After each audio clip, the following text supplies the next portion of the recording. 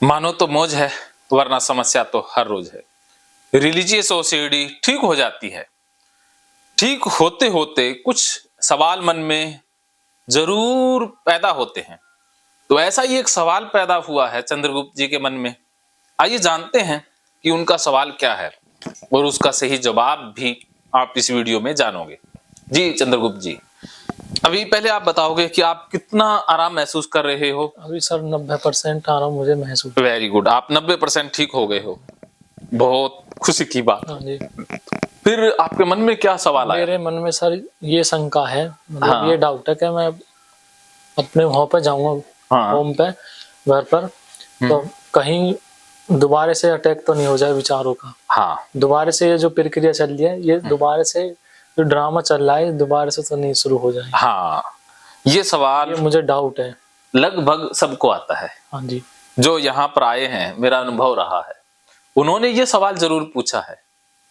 और एक महामूर्ति जी हैं, उन्होंने तो मुझे ऑफलाइन आने से पहले ही कह दिया कि सर मैंने आपके वीडियो देख लिए, मैं समझ गई, आप जो कहोगे वो मैं करूंगी, सब कुछ करवा दोगे वहां, लेकिन घर पे आके।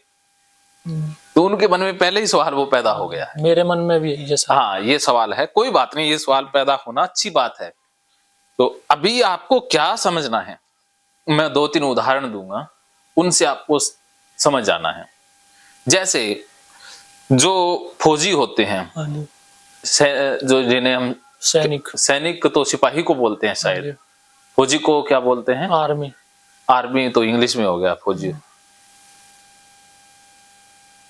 सैनिक ही बोलते हैं। सैनिक ही बोलते हैं। हाँ, सिपाही बोलते हैं। सिपाही। पुलिस वाले को सिपाही बोलते हैं। हाँ, तो सैनिक को जब ट्रेनिंग दी जाती है तो वो बॉर्डर पे नहीं दी जाती ना, उनका ट्रेनिंग कैंप होता है, वहां पर उन्हें बंदूक चलाना सब कुछ सिखाते हैं ना, सब कुछ चलाते हैं। तो क्या वो फौजी अपने ट्रेनर से ये पूछता है, सर आपने सब कुछ बता दिया, मैं सीख गया, ट्रेनिंग मेरी पक्की हो गई, अब मैं बंदूक भी चला दूंगा, लेकिन जब मैं बॉर्डर पे जाऊंगा क्या वहां मैं चला पाऊंगा? तो बताओ। आंसर यही तो डाउट। हाँ, यही तो मेरे अंदर है। हाँ, तो वो देखो, अगर उसने बंदूक चलाना सीख लिया तो वो बॉर्डर पे भी आराम से चला लेगा। ये तो है, चला लेगा ना।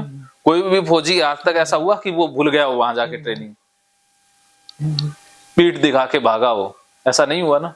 तो यही है कि अब आपको सीखने को मिल गया कि ऐसे ऐसे मैंने ओसीडी को ठीक करना है।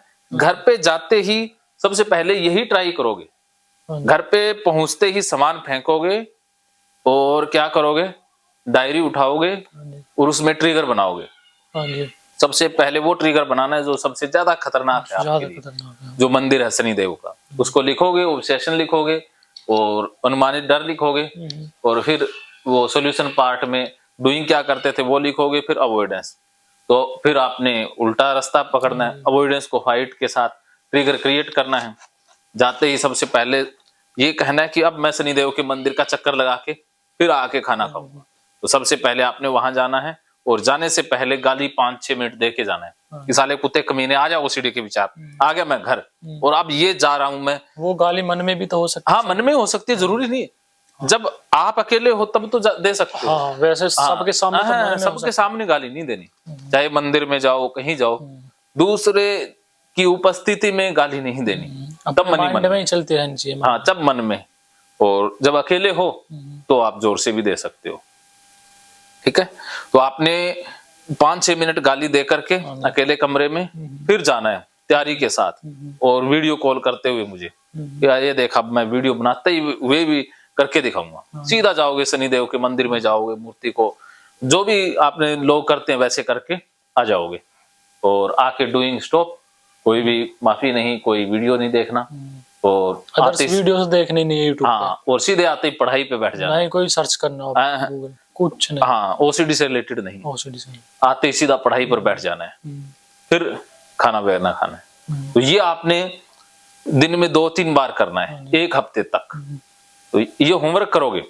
मंदिर पर कितने, एक दिन में कितने? 2-3 बार, 3 बार। हाँ, जाना होगा ना, होमवर्क तो करना होगा। जैसे आप डॉक्टर के पास जाते हो, बुखार है तो डॉक्टर इंजेक्शन तो लगा देता है, लेकिन फिर टेबलेट भी तो देता है ना कि भाई ये 5 दिन खानी होगी, तो अब इंजेक्शन तो मैंने दे दिया अब मैं खुराक दे रहा हूँ, वो भी तो लेनी होगी ना, होमवर्क तो करना होगा घर पे, फिर ठीक हो जाओगे।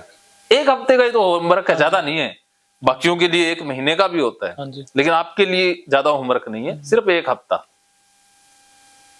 ओके, समझ गए? सबसे बड़ा महकेंगे फिर से खुशियों के रंग भगवत गीता थेरेपी कोर्स के संग। इतिहास का पहला ऐप जो गीता के माध्यम से ओसीडी डिप्रेशन का इलाज आसान बनाएगा।